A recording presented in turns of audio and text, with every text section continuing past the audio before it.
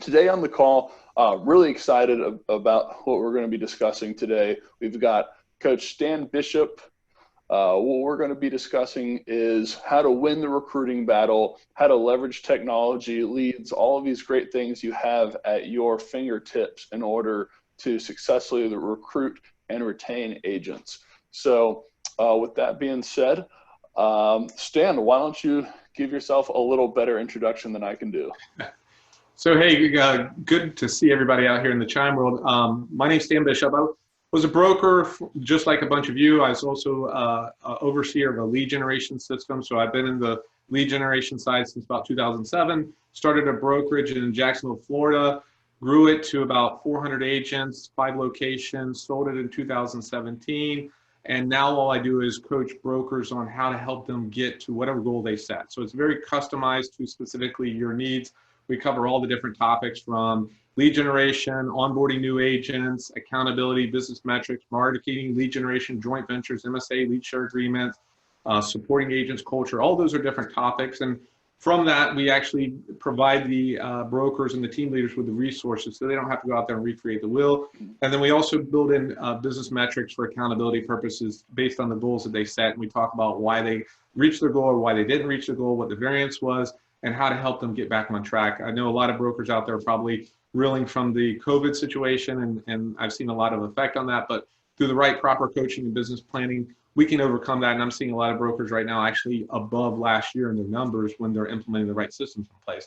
And lead generation is by far, when I look at the big pie of revenue and where money comes from, it's one of the top sources out there. So I'm glad for your listeners that have adopted the lead system, they're implementing it. But at the end of the day, a lead system is a race car to me. And a race car is as fast as the fuel you put into it, which is a lot of times the lead pay-per-clicks and the organic traffic that you generate. And it's you as the driver, how good of a driver you are. And I've heard it from all kinds of brokers out there that say, okay, this lead system works and this one doesn't work.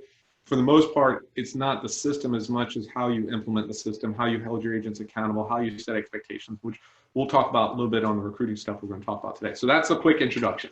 Yeah, no, I love that. What I really like about Stan and his experience is he's been there before. He's been the agent. He's been the broker owner of a 400-person franchise, right? So he has done the whole life cycle experience. So no matter where you are in your own personal journey, odds are Stan has been there before, and he can tell you these are the next steps that we can take in order to get you to that next step, whatever it may be for you in your priorities. So that authentic experience Stan brings to the table, I'm a huge fan of.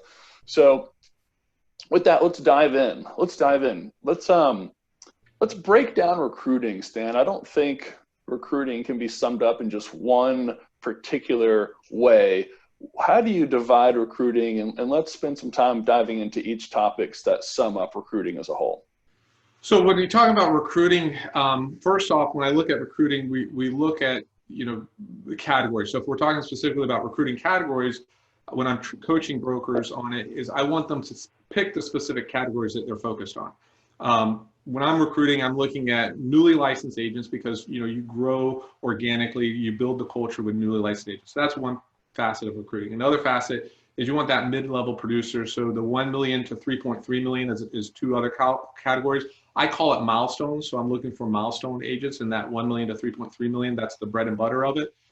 There's other parts that we look at for recruiting where we're looking at niches. So a lot of times when I'm talking to my brokers, they don't have somebody who's overseeing property management. They don't have somebody who's overseeing commercial development. They don't have somebody overseeing business brokeraging. So we look for specialty type positions for niches for recruiting. And then mergers acquisitions is a totally other beast to handle, which comes into play with recruiting. And it's a quick way to get to whatever goal number you set for recruiting. So mergers acquisitions.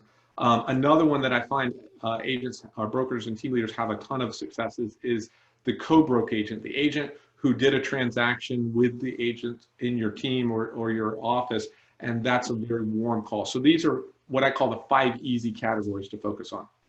Perfect. Well, let's dive into them. So I've got a PowerPoint. I don't know if you want me to share this here. Yeah, please do. Yeah, okay, it might be easier to walk and talk if you know what I mean. Exactly. So hopefully you can see this. Yeah. Okay. So the subject base we're talking about, before we jump into the recruiting though, let's talk about some of the stats. So these are interesting stats. And Randy, chime in, because I know you are a stats guy yourself, and you bring in a lot. You like how I use the chime in part? Chime in when you it happens. It's impossible to avoid. It'll happen at least 2 more times today. Excellent. So here's an interesting stat I found. This all comes from the National Association of Realtors, so profile home buyers and sellers. You can find it yourself online. And due to the COVID, you can actually get this, which is normally $150. You can get it for free as a NAR member, which is part of the stimulus package that NAR put out there. So go online, buy it. Normally it's $150. You can get it for free right now. 80% of realtors are either a sales associate or broker associate license. Why that's important is because as a team leader recruit, you want to look at your office or your MLS, your territory, and what you see, and you got to figure about 80% of the people out there are a non-broker in charge type, and based on the statistics here. So every market's different. You got to look at your own market, but this is just a National Association of Realtors using it. Another one that's very interesting to me for recruiting purposes is the tenure of an agent. On average is 4 years. Now, depending upon what we build in our company with, having things like lead generation, having culture, having training, having upward mobility systems built in place, you can increase the tenure. But on average, the tenure of a typical realtor is 4 years. So we will build that into our recruiting plan.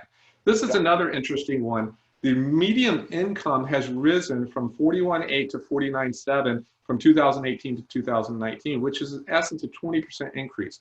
So your sales could increase by 20% if your agents are just following this median size of it. So good stuff in terms of knowledge and numbers. So these are a couple of stats.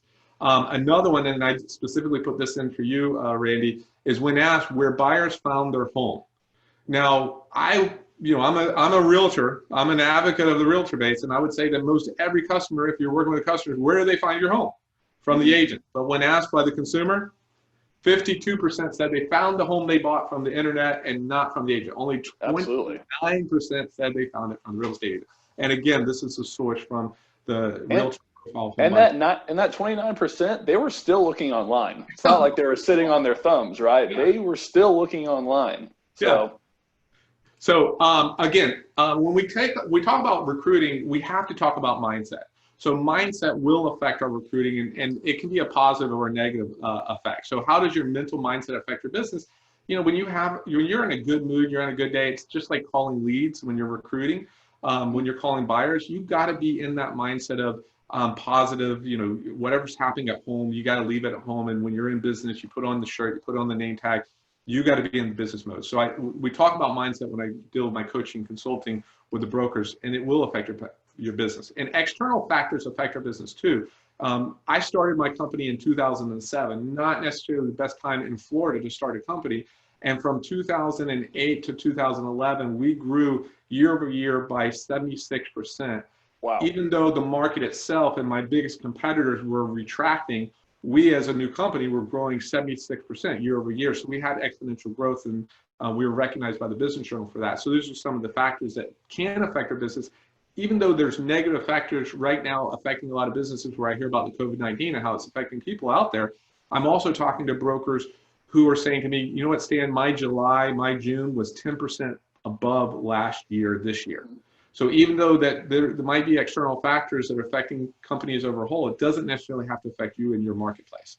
But your beliefs have to be centered around that. You have to be grounded. And you have to have a mindset, which we talk about a fixed mindset versus a growth mindset. Fixed growth mindset is a person whose mindset is limited to what they have. They were born to the talents they have. They can't move it beyond that. A growth mindset says, you know what, I might not be a born salesperson, but I can learn how to sell. I can learn how to overcome rejection. I can learn the scripts. I can be better.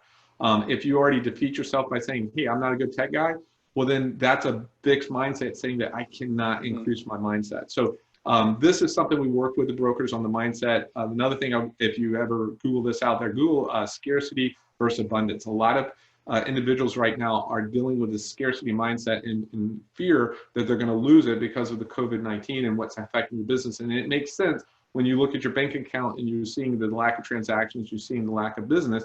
I completely understand the scarcity mindset, but that will not positively affect your business. You have to move from there to an abundance mindset. And we'll talk about at the very end how we can change our mindset so we can be better recruiters for that. With Now, mindset, when, a lot of this is a self-fulfilling prophecy, right? yeah, If you tell yourself, it's scary out there, COVID-19 is scary and everything is bad, your business is going to be bad. But if you tell yourself, there is still opportunity here, you'll find the opportunity. So it's very much a self-fulfilling prophecy, and there's no reason to fall into that negativity. and brokers and team leaders who run lead systems probably see it also within their brokerage and their teams. When you see agents, if they have the mindset that the leads are going to suck, guess what? The leads will suck. If they have the Yep. mindset the leads are good, then they'll have that mindset of good. Just a golden nugget to give you guys. I remember having an office meeting and having multiple agents in the office meeting, and we always ended the office meeting with a success story. And always wanted to center it around the lead system because my goal was to get more agents on the lead system to generate more revenue for the company. So I can remember a specific agent standing up, talking about the success they're having, saying, I just got on the lead system. I was on it for 90 days. I got 2 deals in pending, and I got 1 closed, and I got a listing from it. And they're talking about the success story, and I'm hearing in the audience, oh, it's only because she gets the good leads. Of course, of Which course, the of course mindset, it could be total, yeah, because we build algorithms to only give the good agents the good leads and the bad agents. But in the mindset of the agents, a lot of times I have it. And the same thing happens to us as brokers and team leaders. We can get in that mindset of, you know what, there's, why am I doing the business? The business is going down, all that kind of stuff. My competition is taking my lunch from me. All this kind of stuff affects us. It is mindset. Now, transition from mindset to money making activities. So we talk about money making activities in my coaching, which recruiting is the #1 money making activity that you can do. Without recruiting, you're not going to be working buyers and sellers if you're running a brokerage and a team. So recruiting has to be on the forefront of your money-making activities. In addition to that, though, it's training, getting agents, increasing agent productivity, providing the support, marketing, lead generation, culture. All of these things affect money-making activities. So we have to plan money-making activities through time management, which is really important. So we jump into time management when I go into coaching. And this is one of the things that my old coach told me this one, I'll never forget it, which is time stands for that is my excuse. You hear all the time that agents will say, well, I was going to prospect, or I hear it from my broker client customers, I was going to recruit, but I just didn't have time. Remember, when you say that, that is my excuse, because if I've it was never heard that important before. to you, you would have done it. If I can call leads, and this is interesting, we talk about the stats, 66% of all leads are followed up with. Agents are wasting leads. They say they don't have the time. And how many times have you heard a team leader or a person say, you know what, you're the first person to answer your call. I want to work with you. You're the first person to answer your phone. So don't use these excuses. Do the work. Make sure you set aside the time. Come up with systems. This is one thing that we work on in my coaching, which is a 1, 2, 3 technique. If it's important, like recruiting, prospecting, those are all ones. Those things we do first. If you've ever read the book, Eat the Frog, the hardest thing to do every day was to eat a frog. So if you're going to do that, you're going to do it first. That was the moral of the book, which is a great book.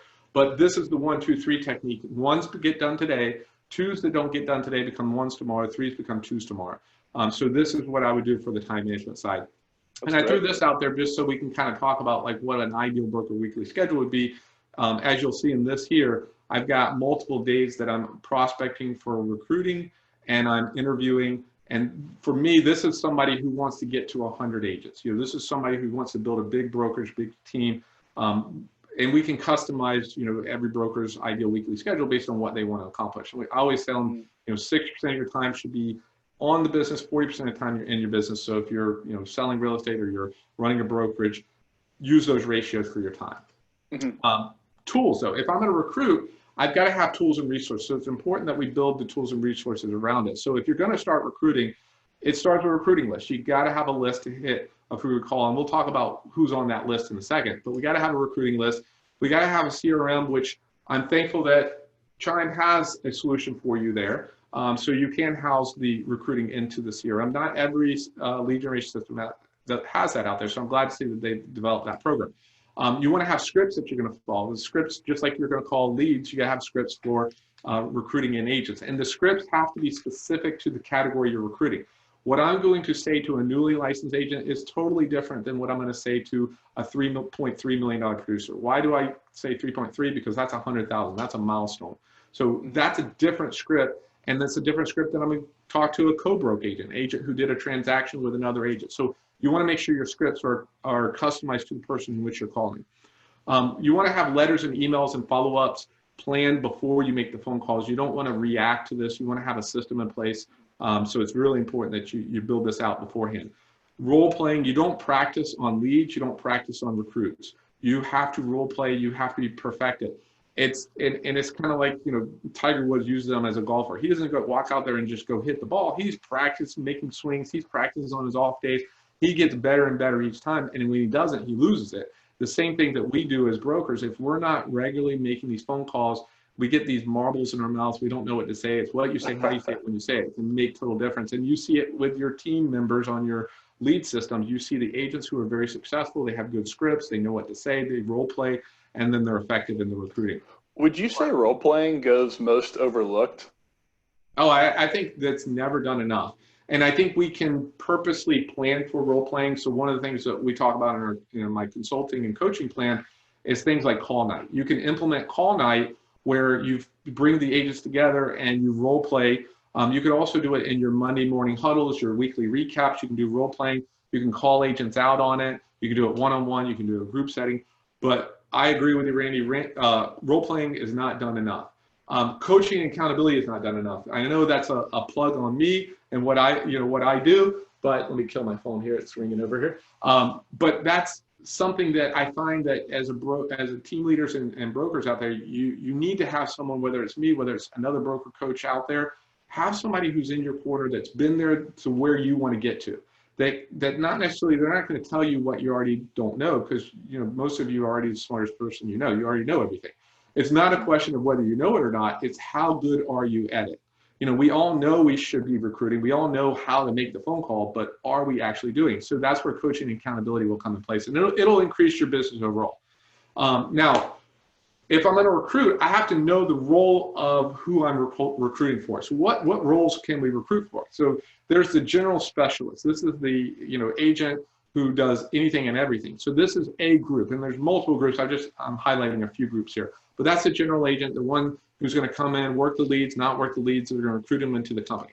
Then you can get specialists where you have a team and you're going to hire a buyer agent specialist, and that's all they're going to do. They're going to only work the buyers. We're going to set them up on a compensation plan for them to where they can make it. For me, it's at least 50% of the gross commission they have to net. Otherwise, you're going to have high turnover.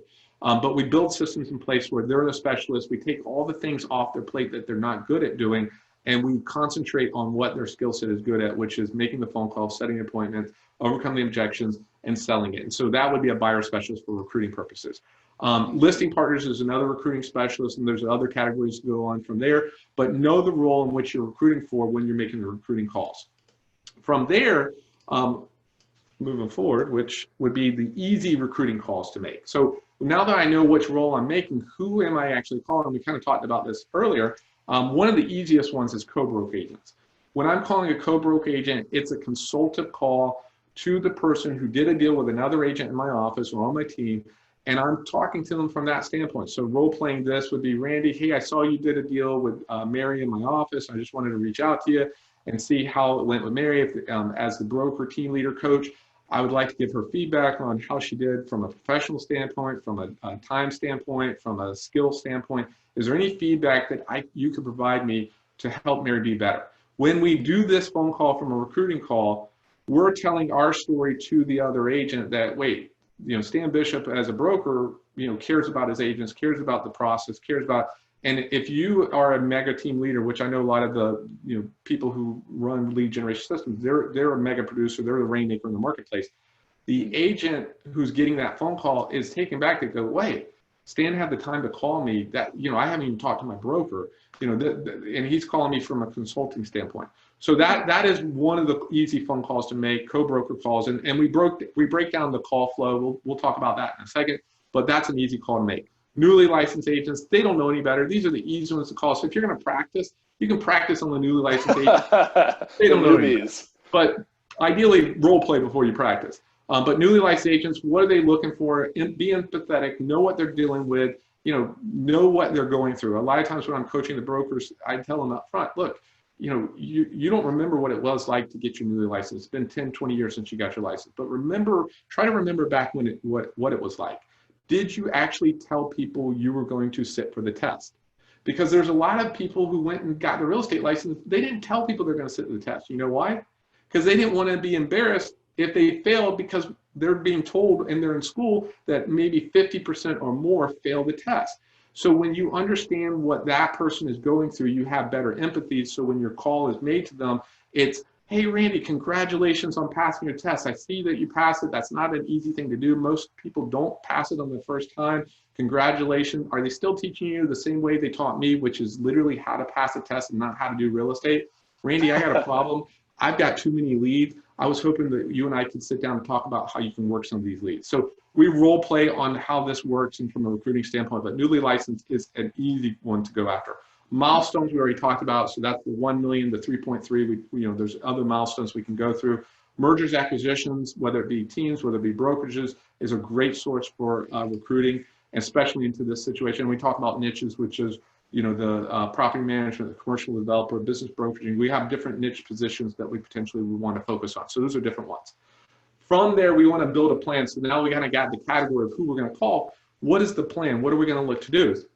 This is where you have to kind of come up with your business plan. Well, how many deals do you want to close for the year, and how many agents will leave you based on 4 is your average tenure of an agent.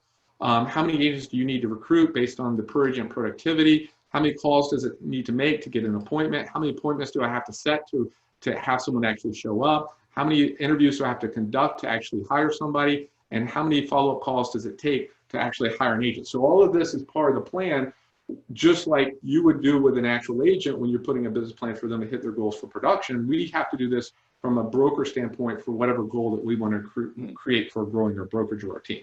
So this is part of the plan. Ton of information here, Randy. I've been rambling off. Any questions up to this point? Any comments? I just want to point out, guys, that it's a math equation. In this industry, we talk all the time about converting online leads, and it's just a number of how many leads you get versus calls and follow-ups, et cetera. It's the same thing in recruiting, right? This is just a math equation. So figure out what these numbers are for you. Start here if you don't know. If you don't know, start here. Use these numbers. 90 days from now, review your activity and then figure out what exactly it is for you specifically. So just be cognizant of this. Don't just call blindly and not keep track of your performance and KPIs. And this is a great place to start, Stan. Excellent. So going forward, having a recruiting system, now that you have the plan together, we have to have a recruiting system. So to me, I come up with what's called an 8-step recruiting system. So that step recruiting system, step 1 is you make the phone call. That's your introduction call. When does step 1 occur? Well, step 1 occurs if we go back to the broker ideal weekly schedule. That occurs when I time block for prospecting for recruiting. Mm-hmm. So that is call 1. And each call 1 is going to be different depending upon which category I'm calling. So yep. Phone call 1 is that. So if I'm calling that newly licensed person, it's saying, hey, congratulations, everything we just role played on that. From there, actually, quick question on that part, specifically with the newly licensed agents. When you were a broker and you were recruiting, did you build relationships with the real estate schools in your market? Yeah, sources. We have a thing called the Sunshine Law in the state of Florida. So any that information that's housed by the state of Florida, what's called the Department of Business Professional Regulations, is a information that can be requested. So you can go online to go to myfloridalicense.com and see everybody's license. You can also request every person who's applied for their real estate exam or their license. You can also get a list of everybody who has their license with their phone number and email address. Wow, that's a great resource. Most states don't have that information, but that was the source we had. There's other sources out there where you can get it. You can team up with a school. One of the things we did as a brokerage is we actually started our own real estate school. And then we paired up that real estate school with the local university because the local university did not have a real estate school. So we became the real estate school for the university, and we did a profit share margin, which to me, I wasn't looking to make money on the real estate school. I was looking for new sources of agents to come out because if I put them in my school, most likely they're going to come to my company. You can't recruit in the school, but after the school's over, I can take you to lunch, I can take you to dinner. It's going to be an easy sell on you. You can cherry pick the ones you like. Yeah, and there's other sources other than schools. We have the vendor relationships. We have, the mortgage relationship, the title company, the insurance company. All these people do business because of you. Nobody goes out there and says, "Hey, I want to buy a house because I really want a mortgage." Mhm. They Quite get the the opposite. mortgage because they want to buy the house. So you want mutually beneficial relationships. This is one of the things we coach on, and you set up expectations for that mortgage lender. So, hey, you want to be my preferred lender? What do you want from me? You want people who need to get financing. Okay, great. I need you to do a good job on the financing and you take care of my customer. In addition to that, I need you to find me 2 agents a year. If you just find me 2 agents a year, we're good. Otherwise, Mhm. I'm looking for that mutually beneficial relationship. Yeah. Remember, you're the rainmaker. Hmm. Title and loan officers, guys. Use Yep. title execs, use loan officers. They're the ones who are talking to agents all day long. So they're going to know who's unhappy with their brokerage. They're going to know who's looking. Tap into those resources because those are great sources of new agents. Also, you'd be surprised what the other vendors will tell you. Like, if you're a Homes and Land magazine person, you're a real estate book person, if you have a sign vendor, if you have a really good relationship with those vendors and you're paying your bills and you ask them who's not paying their bills because you're trying to acquire more brokerages, they might share that information with you, which is another place that you could potentially recruit an agent, because if the brokerage isn't paying bills, then that might be a good place for a merger acquisition. But going back to the 8-step system, phone call 1 is that introduction call. So the flow of the call is, build rapport. The reason why I'm calling you, I got too many leads. I'm looking to hire new agents. My objective of the call is to set the appointment. So that would be the flow of the call. If I can't get the appointment there, then I have to have something of value to follow up with. So that's where we come up with step 2, which is an email. So if I tell you, Randy, hey, I'd like to get together with you. I've got this lead system. I want to work for you. And Randy says to me, well, Stan, it sounds great, but the reason I joined this other company was because my brother-in-law works there, and he said he's going to help me out, and that's why I'm going to join there. So then I would say, well, tell you what, Randy, if it doesn't work out for your brother-in-law and your expectations aren't met, wouldn't you still like to meet so that you'll have a backup plan just in case it doesn't work out there? And hope that usually will work, because they're like, yeah, what, that makes sense. And then sometimes it won't. So then they get another objection, and I say, no worries. Tell you what, I found this article that was about the 5 mistakes newly licensed agents made by mega producers that wish they wouldn't have made those mistakes when they started a career. Do you mind if I share this article with you? And so that's a thing of value to follow up with on that call if I can't get my objective, which is set the appointment. So that goes into step 2. Step 2 is to send the thing of value within 2 days of step 1. So after I make a phone call, I have to have that email of value that I'm going to send out to them. Step 3 is another phone call that occurs within 7 to 10 days of step 1, which is, hey, did you get the thing of value? How's it going? This is why I sent it to you. And we go right back into the objective, which is set the appointment. Step 4 is if I can't get the appointment, then I send out a personal note. So that would occur within 2 days of step 3, which, we again go through it on the consulting, the broker coaching side on what do we send and what gets the best response level on that. After I send the personal note, 7 to 10 days, another phone call happens from step 3, which is, a new thing of value. I tell them. So, they go back to the flow, build rapport. The reason I'm calling you, go to the objective. If I can't get the objective, I have to have another thing of value. Did you know that, the ePro is given for free based on the stimulus package? Normally it's $150. You can get your ePro designation for free. Do you mind if I send you that information over? So for a newly licensed person who doesn't have a designation, that's a thing of value that they say, I'd like to receive that. Which moves us into step 6, which is sending a thing of email. Step 7, which is follow up. Did you get the email? This is why I sent it to you. Objective, which is set the appointment. And at this point, if I can't get you as an appointment, which I've had 4 phone calls from you, I've sent you 2 emails, I've sent you a personal note, I then set you up on the drip email campaign, which from my broker coaching clients is I'm telling them to take you now and put you into the Chime system with the auto email system, where then they're going to do it. The first 2 emails are more customized, specific from you. They're coming from your email. The other systems, I put them in step 8. And Randy, you and I can talk later about, is there a better system for you on that? Because I'm sure you have feedback on that. But that would be the 8-step system. Now, the recruiting call flow is what we just went over, which is we start each call with building rapport. We give them a compelling reason why you're calling, and every category has a different reason why. So, if you're calling those niches, it's because I'm looking, and from a broker merger acquisition standpoint, I'm making phone calls because I've identified you as a company that's doing good at what you're doing. I'm good at what I do. I'd like to find ways that maybe we could work together in a way that we could take your strengths and my strengths and we can improve upon them and do more business together. Would you like to meet? So that would be the compelling reason why, if I'm going for a merger acquisition call. Then we go into the objective, which is ultimately to set the appointment, which is the third part. And if I can't get the appointment, that's when I go in to have a thing of value to follow up to send to them, which we already went over. So that is the flow of the recruiting call. The 3 tools, and this is I'm going to end this call. Can't believe it, Randy. We're going to end this right now. Not right this minute. I'm sure we got some more time. But the 3 tech tools, highest quality of leads, and this came from the NAR one. Have you seen this one? I actually have not, so I'm very interested. Social media, number 1. Yep, I believe that.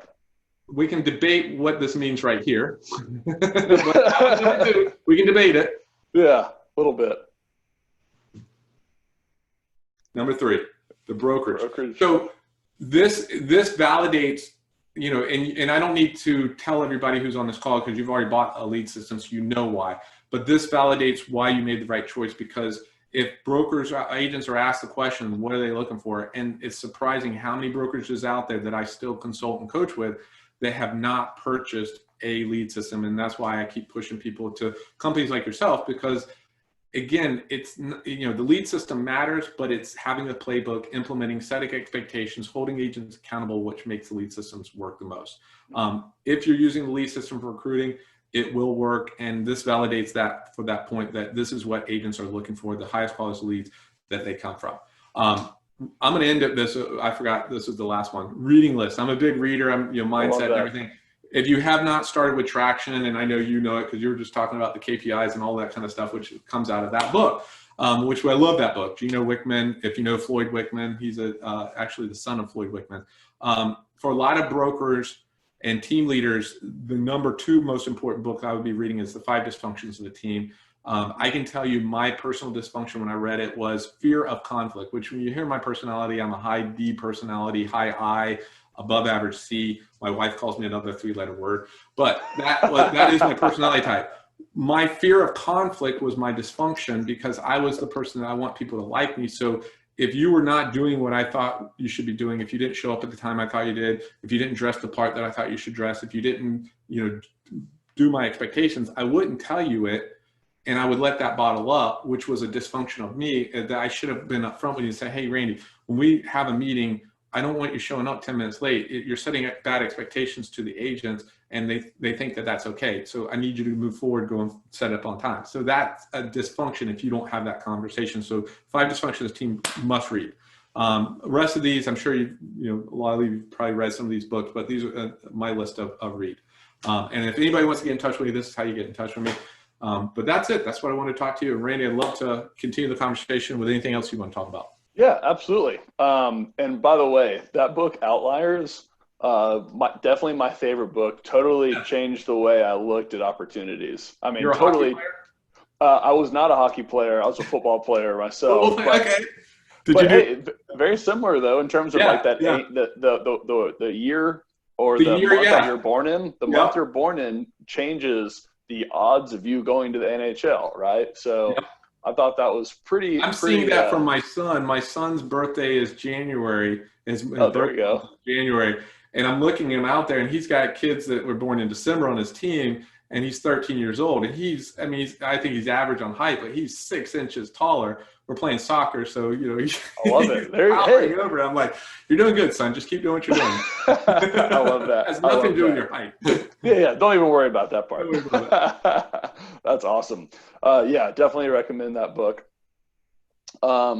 Let's take it a few slides back. Sure. To shamelessly plug myself. When you go back to those 8 steps of recruiting, this is actually a workflow that you can set up within Chime. So the reason why we don't call our drip campaigns, rather we call them smart plans, is because they have greater utility than the name drip campaign would otherwise suggest, right? So within Chime, you can have your recruits, you can set up a workflow that's going to tell you, phone call, send follow-up email, all the way steps 1 through 8. And then when the workflow is done, as you've gone through and completed all those tasks, it will actually kick off that drip campaign for you. So I think when you're talking about working effectively and efficiently, you want to remove as many decisions as you have to make that day, right? Decision fatigue is a very real thing, and you may not think about it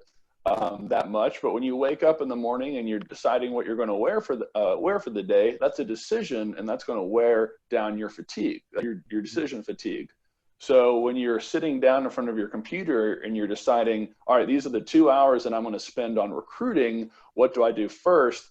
That's another decision that's going to wear down on your decision fatigue. So if rather than having that conversation with yourself, you're actually just logging in to Chime and it's telling you, make this phone call to this recruit. Meanwhile, recruit B is on step 6, send follow-up email. So now you're able to manage these people in different stages of the pipeline without having to do mental acrobatics to determine what you're doing for the day. Totally agree. Take decision making out of life and focus on the task. As a recruiter, this is one of the things, the challenge we have, especially when I see it for people who are starting out. They say, okay, I'm on a time block for recruiting, and I'm on a call from 9 o'clock to 10 o'clock. Well, 9 o'clock comes around, they're like, well, I don't have the list to call. Oh, you're not going to make the calls then. You know, I don't have the script to follow. So we have to be prepared, and that's where we talk about time blocking. You know, some of the stuff we do is prior to the actual time we got to do it. So if I've got a prospect at 9 o'clock, well, from 8:30 to 9 o'clock, I got to make sure that my list is together. I've loaded up Chime with the system of the follow-up system, of the smart campaigns. Everything that you're doing and what you're talking about is everything I'm coaching on. So I'm glad that you've got those tools on there, and I want to connect with you more on some of those things, because I know that some of my broker clients are using it, and we could probably do it even in a better job. Yeah, I bet we can. We've got a question in here asking about, for the drips, how often do you recommend sending drip emails? Let's dive into the weeds here. Talk to me a little bit about the content of these drip campaigns. So for me, the frequency of the drip can negatively impact your business and your recruiting effort. So what I found, and I made some changes, is brokers will buy these systems out there, whether it be Sharper Agent, whether it be Top Producer, and then they load up their leads and they just start spamming the agents in the marketplace. I tend not to do that. What I do is the email follow-ups are geared to phone calls that were already made. So if I made a phone call today, the email happens within a day or 2 days of that phone call, and it's going to be subject based. The email, the campaign is going to be subject based on what I talked about on the phone call. If I categorize each group of recruiting, and I have newly licensed, I have milestones, I have co-broke agents who I've done a transaction with, I only have to have one email for each category. So what I send, you know, Randy, who's a newly licensed agent, is the same thing I'm going to send everybody who I have a conversation with that's a newly licensed agent. So reality, for me, this is going to occur over an 8-week period. So if you look at this, this is anywhere from 4 to 8 weeks that this timeline is going to occur. So within that 4 to 8 week time period, you're only going to get 3 emails. You're only going to get 1 personal note, and you're only getting 4 phone calls. But if I do that over an 8-week period of time, each call is a different, you know, moving to that building rapport and to the objective of the call. But do not overspam. Do not just set people up on drip email campaigns and hope that I'll just respond it, because the negative that you'll get from the culture of the community, that they say, hey, look, every call that's going to come from him is just for recruiting purposes. Change it up some. So that's just my personal take on that. Mm-hmm. And we've got another question here. If you could repeat the website where you got the list of new licensees. So it depends on your state. So my state, we have a governing board called the Department of Business Professional Regulations. That's different than FREC, which is the Florida Real Estate Commission.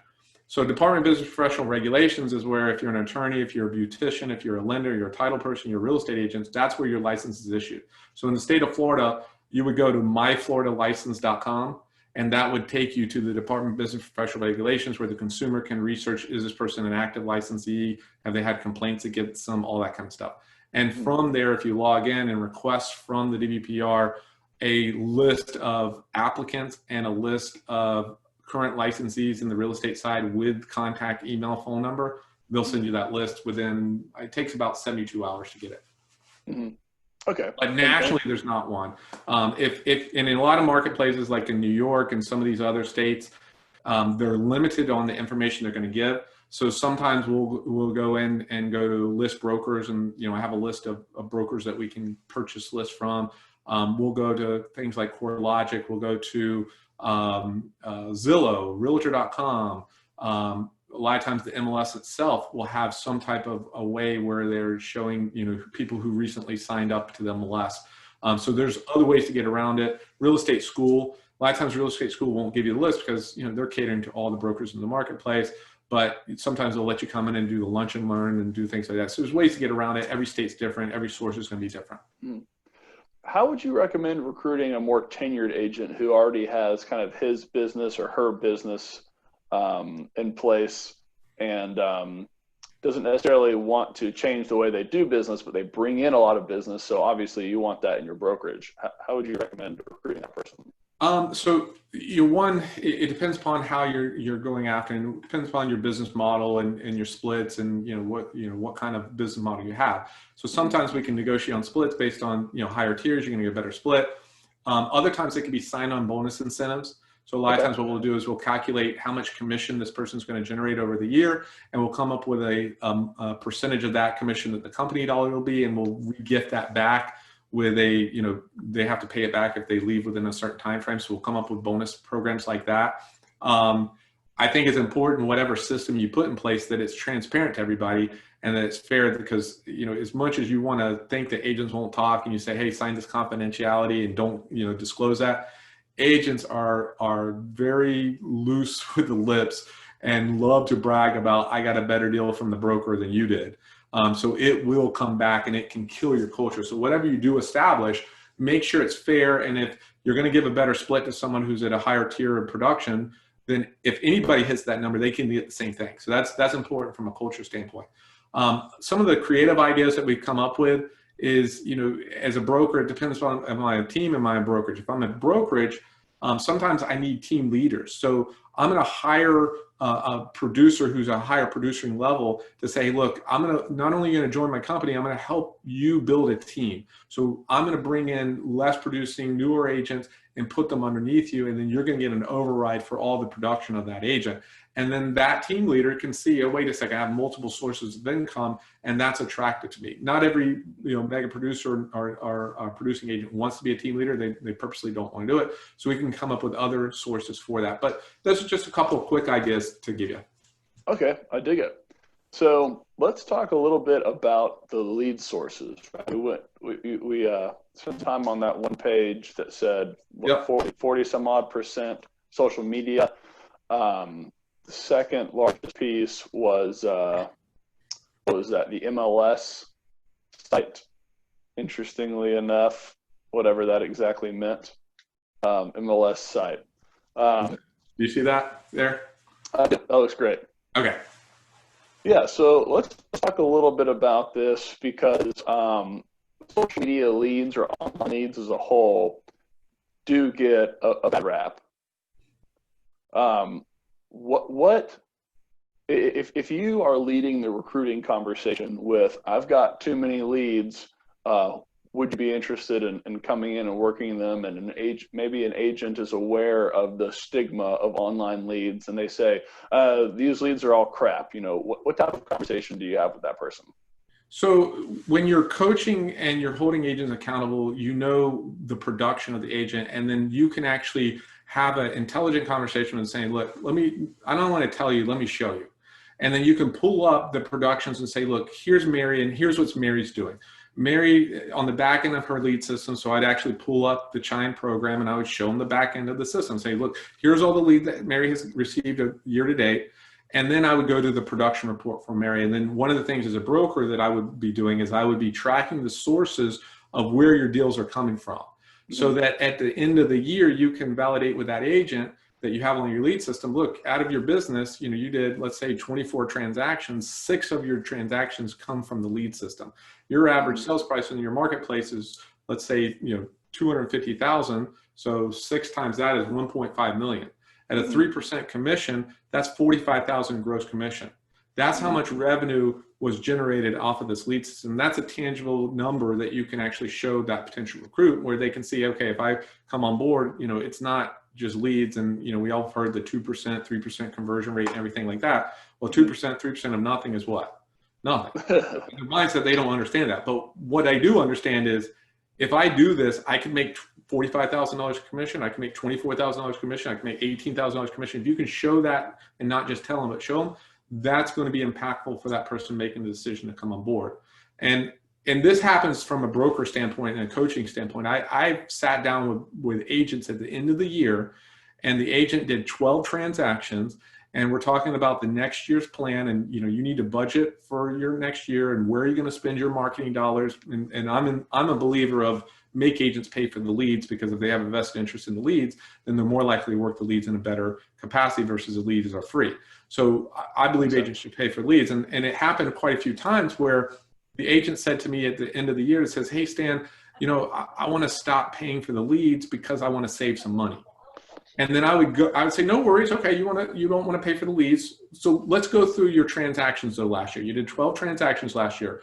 Where did this deal come from? Where did this deal come from? Where did this deal come from? And they're like, well, that was a referral. That was a Sphere. That was FSBO. That was the lead system. That was the lead system. That was the lead system. And then literally their eyes go, oh, maybe I don't want to do that. And sometimes, you know, it can happen seasonally because, you know, they've been paying for the lead system October, November, December. They didn't close a deal that October, November, December. They forgot that they closed 3 deals in, you know, June and July and August, and they were spending $100 a month, which is $1,200 a year, and they generated $1 million in sales on that $1,200 investment at 3% commission, 30,000 gross commission. And if you got them at a 60, 70% split, they're putting, you know, $20,000 in their pocket. Well, would you spend $1,200 to make 20?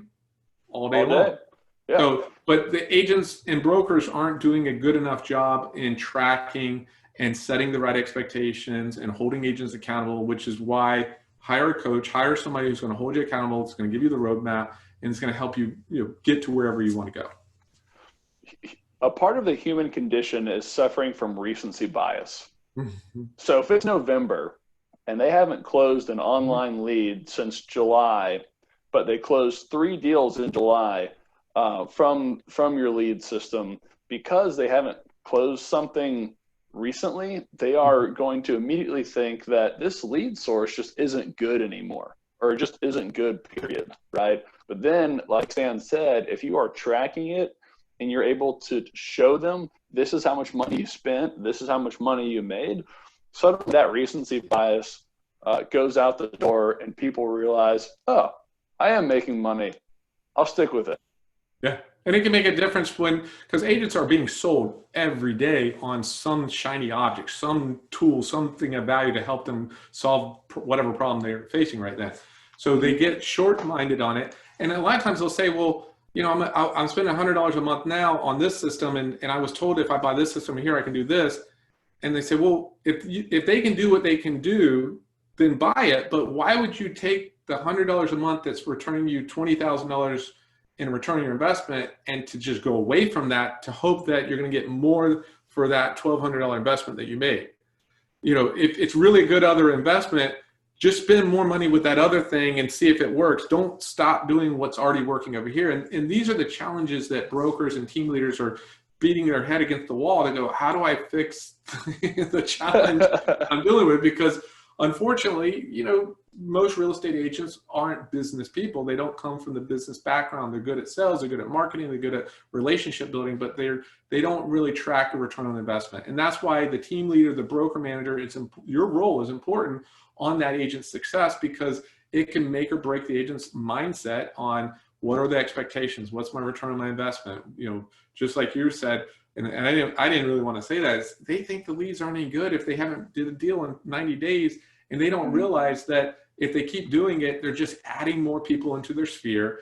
And a lead they got a year ago, 2 years ago, turns out to be a buyer today, which is the success stories I hear every single month from the agents, from the brokers that are talking about, you know, the successes they get. It's not necessarily the immediate gratification. Some of these buyers aren't they might be 2 years out, but you're building a sales funnel that is big at the top and trickles down to the bottom.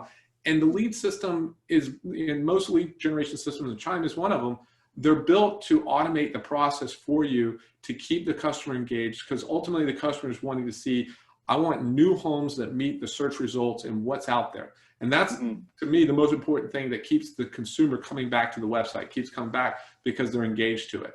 And that's where, you know, as brokers, we need to do a better job of capturing more leads. We got to spend more money, PPC, social media marketing, drive leads to it. We got to hire the agents to work the leads. We got to hold the agents accountable, and we got to make sure they understand the return on investment. If you do that, you will continue to grow organically. I started my lead system in 2007. At that time, I had started with 5 agents. By the time I sold the company, I had over 150 agents paying anywhere from $100 to $300 a month, with an equal amount of money coming from the lender. And we could track anywhere from 30 to 40% of our transactions were coming from our lead generation system. So it works. If it's not working for you, the numbers speak for themselves. They do. It's funny, in my experience, Stan, I've seen that the longer an agent is using a lead system, the better that lead system suddenly gets, right? Building that funnel. It's all about the funnel. That's right. Awesome. Well, Stan, thanks so much for your time today. I really appreciate it. Any parting words for us? No, just, you know, like I said, I think, one, don't get into that fixed mindset. Focus on a growth mindset. Continue to read. Continue to provide yourself with knowledge. Glad you're on this webinar. You're absorbing information. If you want to talk, you want to connect, the quickest way to reach out to me, here's my contact information. We can set up a 30-minute discovery call for free. We can talk about your situation and talk about what your goals, what you want to accomplish. I trust that, you know, you've made the right purchase because of the feedback I get from Chime and the customers that use them. They're getting success. So if you're not having success and you want to have more success, let's talk about it. Let's talk about what we can do to help you and grow your business. And not just from the lead system, from your vendor relationships, how you're monetizing the lead system, your recruiting system, your if you're focused on mergers, acquisitions, we can talk about all that through our coaching program. So love to connect with more people out there. Love that. Stan, thanks so much again. I appreciate your time. Stay healthy down there in Jacksonville. Will do. Thanks, Randy. Have a great day. You too.